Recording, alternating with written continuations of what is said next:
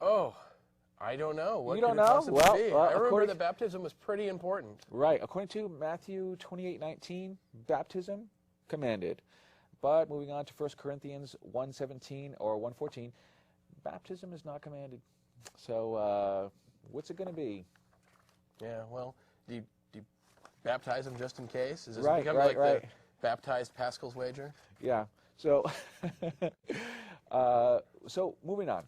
What else do we have here? We have is Christ equal with God? I can't tell. A lot of people will talk about him like he's separate beings that form into one, like Sure, Voltron sure. or something. Yes. They talk about, it's a weird thing, is I don't know, is that if you actually read the Bible, Jesus talks about him as his father, like it's a separate being. But if you talk to a lot of Christians, they'll use both Jesus and God fairly interchangeably. So I've never been able to understand this. And if you actually talk to a lot of Jews and Muslims, a lot of times one of the complaints they have about Christianity is that it's polytheistic. They believe that they have multiple gods. Of course, Christians deny that. They think, one God in many or something. I guess it's like e pluribus, deus or something. Right. I don't know. What does the Bible say? In John 10:13, Christ is equal with God, but not so much in John 14:28 or Matthew 24:36. In that one, Christ is not equal with God. So, and these are important tenets. We're not just picking on quiddly things. This These is are the heart actually, of the religion. This is it. This is all or nothing here. Yeah. So we talked about honoring mother and father. How that's Exodus 20:12 says honor mother and father, but Luke 14:26 says, if any man come to me and not hate his mother and father, wife and children, brethren and sisters, and his own life, hate his own life, he cannot be my disciple. So how come Catholic and Mormon families are so big? That's clearly a problem. I don't understand that. I don't. Let's see what else we got here. Are all things possible with God? That's what the state motto says. That's what it says. I think was it Missouri? I don't know. I think so. Okay. Well, somebody can send us an email and correct us if we're wrong. I think it's Missouri. Okay. So Matthew 29:26 says, with God all things are possible. Unfortunately, Judges 1:19 says, and the Lord was with Judea, and he drove out the inhabitants of the mountain, and he could not drive out the inhabitants of the valley, because they had chariots of iron. So it's God's kryptonite. Yeah, that's when it comes to chariots of iron, he's just not touching that. That's the weird thing with that too. So you look at a lot of mythology. Iron is what you kill magic elves with, and it defeats sorcerers who use iron. So apparently, God is a dark elf. All right, keeping the Sabbath holy. Keeping the Sabbath holy. What do you think?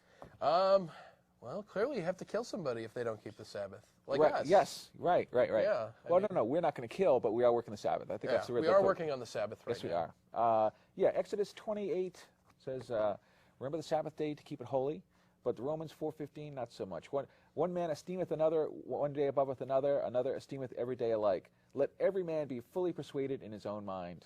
So it's okay to not care about the Sabbath according to Romans 14:5 rather.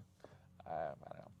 So anyway, we point out these contradictions pretty much to counter the notion that the book is infallible, that it's an absolute guide, that it's all true, that it's never been contradicted at all. That's why we're doing this. We think it's important to understand the foundation for Christianity, and maybe it's not as solid as people like to say. So afterwards, we're going to have a post-show wrap-up party. Okay. Yeah. Yes, we're going to be at the Ram at Northgate, the Northgate Mall in North Seattle. Yeah. Feel free to join us. We'll be there. There's always plenty of parking, good food. But don't come if you're coming to scream at us, hit us, or tell us why we're wrong. But if you want to tell us why we're wrong in a friendly way, we're happy to have you. Be atheist or atheist friendly. We'd be happy to see you there. Yes. So, again, it's not just the phone calls, even if you don't call in a lot.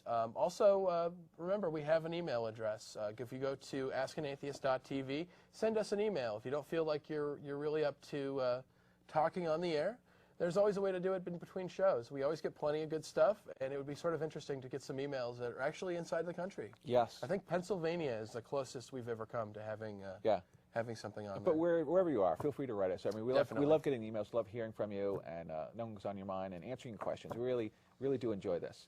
So one site I want to plug was evilbible.com. Evilbible.com? Fantastic for contradictions, for refuting a lot of the claims that are made by Christians. It's really, and it's very concise, and I really like that. It really gets to the point and delivers information you need right away, and I really like that site. I've used it for years. So, Excellent. Yeah, you going to say something?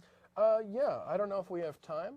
I think we do. We have time for one more email? I think we do. Let's do it. Yeah. Ollie from the land of Richard Dawkins, Hey, a.k.a. Ollie. the UK. How you doing? This is an interesting one. I wonder if we have enough time, but let's give it a try. Would it be fair to say that religion may be required to keep a stable society? Even if it is not true, surely admitting you follow a religion, that is admitting you follow a faith which faith by definition is a belief in little or no evidence, there must be some Darwinian advantage to religion. For example, it gives people a reason to exist, goals, getting to heaven, 72 virgins, etc. It may be that without objective purpose given to them, people may literally run wild, which wish to destroy society and order. It would be great if you read this. I would appreciate it. Okay. I don't think it's true at all. I think that if you look at a lot of societies, like, say, Sweden is a really good example, where a majority of the people in Scandinavia, period, are atheists. And that's actually a really well-ordered society, has a great quality of life, has better health care than we do in the United States, the greater lifespan. Just by every measurement they use to measure happiness, they seem to be doing better.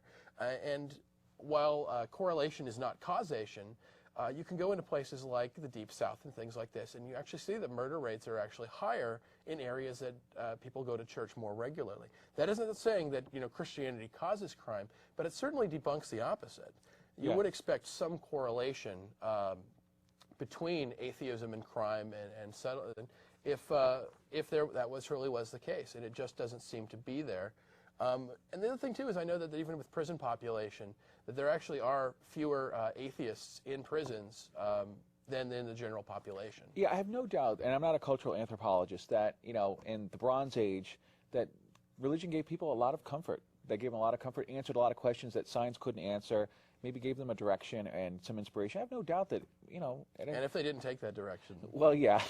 It wasn't really optional. Right. But, as science has progressed with the scientific method and has rolled back the dark corners of, why the sun rises, why there's a moon, what are we seeing up in the sky, I have no doubt that, what I'm trying to say is that science has really rolled back the dark corners, and we've kind of outgrown it as a society. Yeah, that's basically all the time we have right now at Ask An Atheist. Thank you very much for tuning in. Hope you had a good time. Absolutely. We'll be here again 3 p.m. Pacific Standard Time every week on Scan TV or at scantv.org.